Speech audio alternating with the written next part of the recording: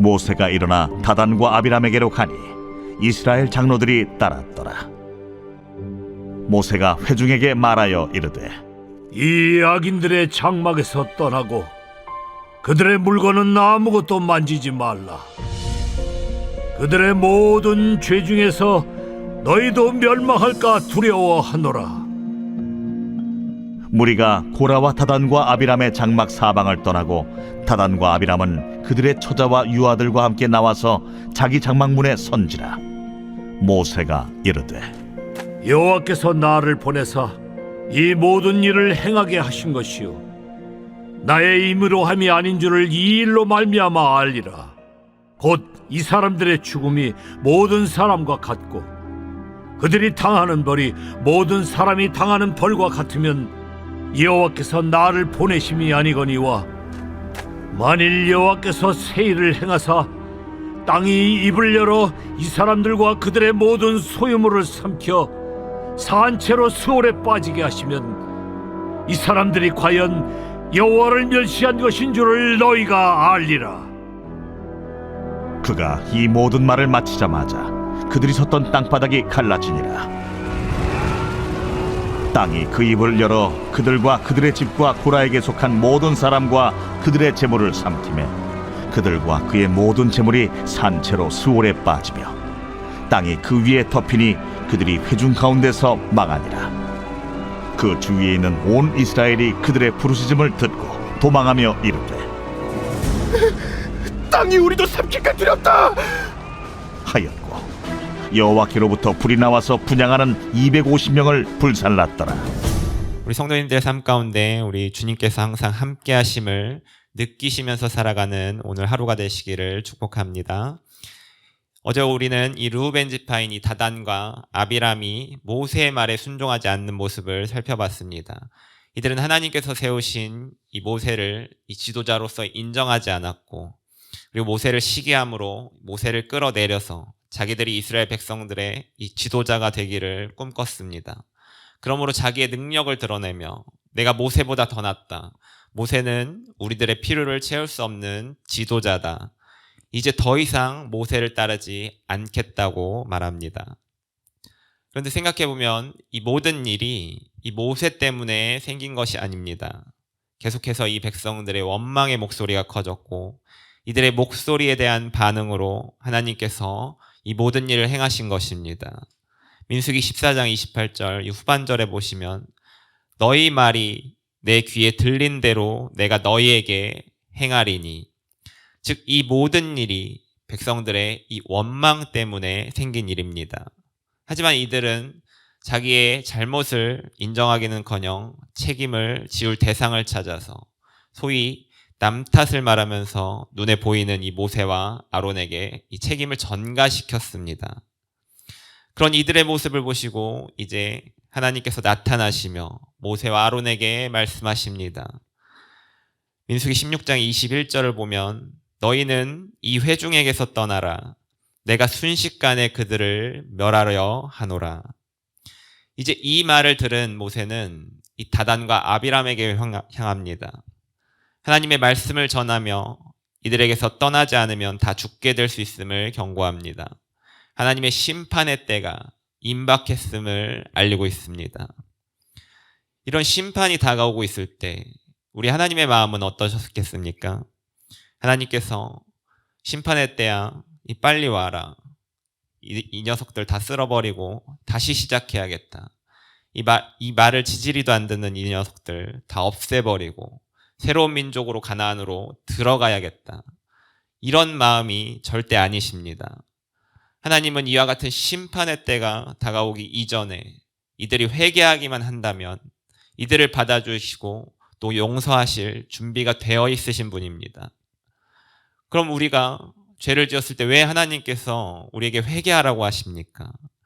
하나님은 이 완전한 이 거룩성을 가지고 계시기 때문에 죄인에게서 그 안에서 역사하거나 죄인과 함께하며 동행할 수가 없으신 분입니다. 그래서 하나님은 이 고라, 다단, 아비람 그리고 그리고 250명의 지휘관들 안에서 함께 일하셨고 동행하셨고 지금 광야를 행진하면서 이 가나안으로 가는 이 큰 역사를 이루고 계십니다.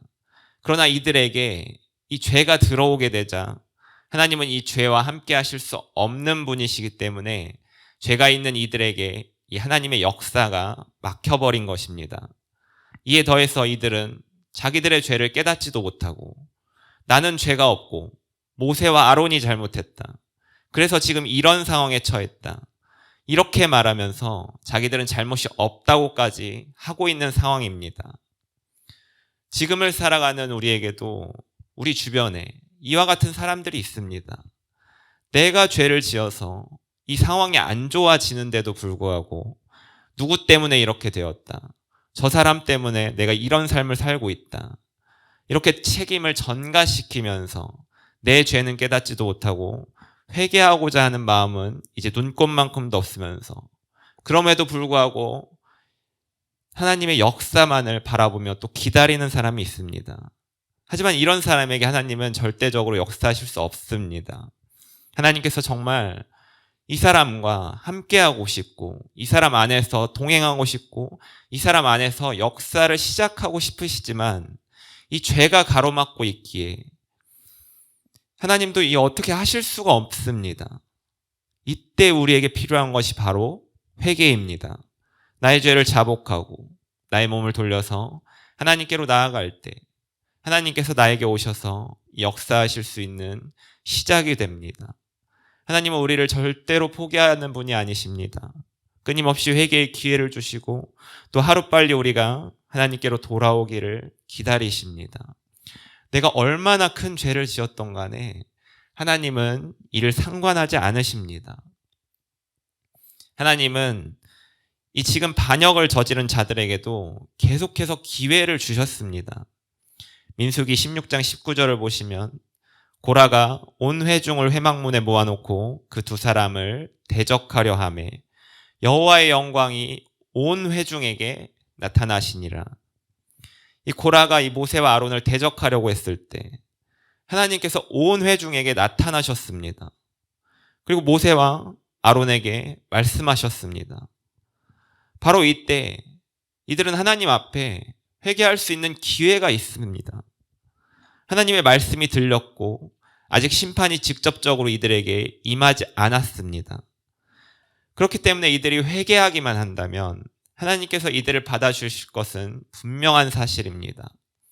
요나서 3장 10절은 이를 증거하고 있는데 하나님이 그들이 행한 것, 곧 그 악한 길에서 돌이켜 떠난 것을 보시고 하나님이 뜻을 돌이키사 그들에게 내리리라고 말씀하신 재앙을 내리지 아니하리라.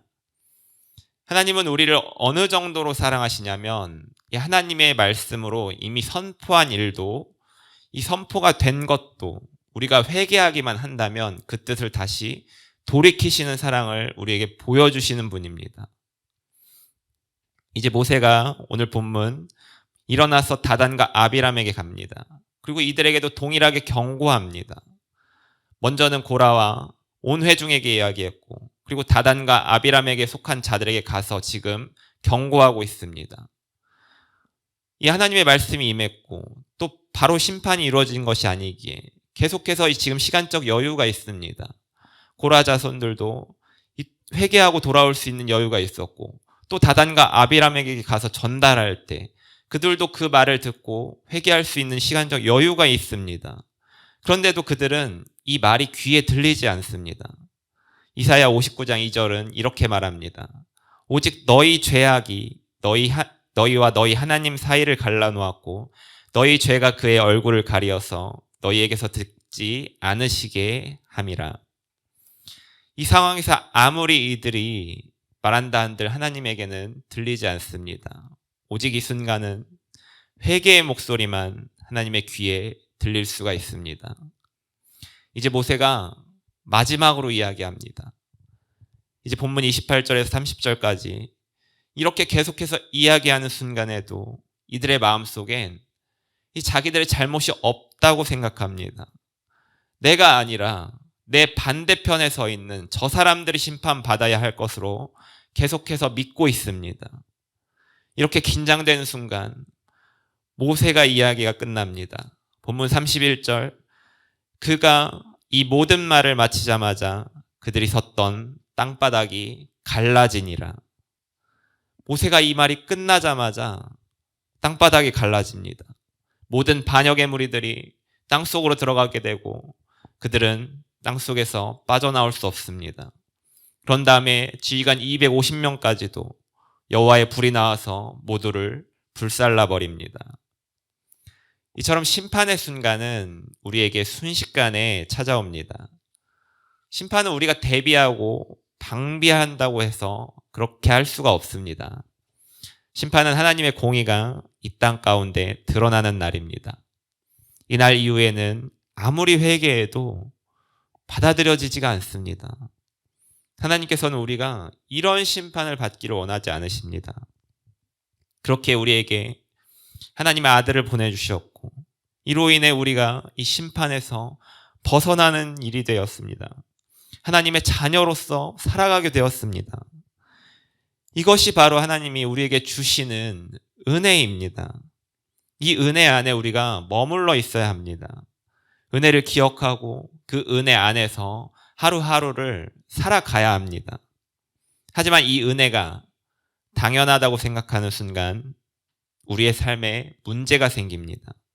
하나님께서 나에게 주시지 않은 것들에 대한 이 서운한 감정들이 들기 시작하고 전능하신 하나님에 대한 의심이 조금씩 생깁니다. 하나님이 전능자이신데 나에게 이런 거 하나도 못 해주시나? 내가 큰 거 바라지도 않는데 그저 조금만 이 세상에서 좀만 더 편하게 살게 해주시면 안 되나? 마치 내가 당연한 것을 받아야 하는 것처럼 하나님 앞에 내가 빚쟁이가 되어서 당당하게 하나님께 요구하기도 합니다. 하지만 하나님 앞에 이렇게 행동하면 할수록 우리의 죄를 더 키우는 일입니다. 받은 은혜를 기억하셔서 내게 주신 은혜를 감사해야 합니다. 어떤 사람이 한 달 동안 특별한 실험을 계획했습니다. 이 마을에 한 구역을 설정하고 지금 우리식으로 얘기하면 어떤 아파트 한 동을 선정해서 그 한 동에 계속 집집마다 찾아가서 매일 이렇게 10만 원씩 주는 일입니다. 그래서 그 결과를 관찰해보는 실험이었습니다. 이 첫째 날 집집마다 들러서 이 10만 원씩을 나누어 줍니다. 근데 사람들은 이렇게 그걸 의아해하면서도 이 사람이 왜 나에게 10만 원을 주지? 하면서 고개를 갸우뚱하지만 그 돈을 받아서 이렇게 챙깁니다. 그리고 둘째 날도 그렇게 비슷한 일들이 일어났고 셋째, 넷째 날에는 사람들이 이제 그 돈을 받고 그 돈을 써보기까지 했으니 이제 그 돈을 받는 일이 너무나도 기쁜 일이 되었고 그리고 이제는 그 시간에 맞춰서 이제 문 앞에서 기다리는 일까지 발생했습니다. 그렇게 두 번째 주까지 계속 이렇게 그 두 번째, 세 번째, 네 번째 주까지 이렇게 한 달 동안 매일매일 그렇게 계속 10만 원씩 나눠주는 일을 계속했습니다. 그렇게 되자 두 번째 주에는 계속 그 일을 기다렸고 세 번째 주에는 이제 그 돈을 주는 것이 신기하거나 고마운 일이 아니게 되었습니다. 그리고 마지막 네 번째 주에는 마치 당연히 이 돈을 받아야 되는 것처럼 그냥 받아서 고맙다는 인사도 하지 않고 내 돈을 달라는 식으로 이렇게 손을 내밀어 요구하는 것입니다. 이제 실험이 끝나고 마지막 날이 되었습니다. 마지막 날 이제 집집을 찾아다닙니다. 하지만 집을 찾아다녔지만 돈은 주지 않습니다. 그런데 그 뒤에 이상한 반응이 터집니다.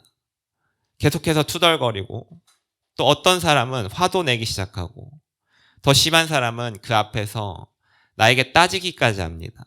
왜 돈을 나에게 주지 않습니까? 왜 내 돈을 당신이 가져가서 지금 왜 그 돈을 나에게 주지 않는 것입니까? 당신에게 어떤 사정이 있는지는 나는 잘 모르겠습니다. 그냥 내가 받을 그 10만 원 나에게 빨리 지금 주십시오. 불과 한 달 사이에 사람들은 이 돈을 받는 것에 익숙해졌고 그리고 그 돈을 받는 것이 권리가 되어버린 것입니다.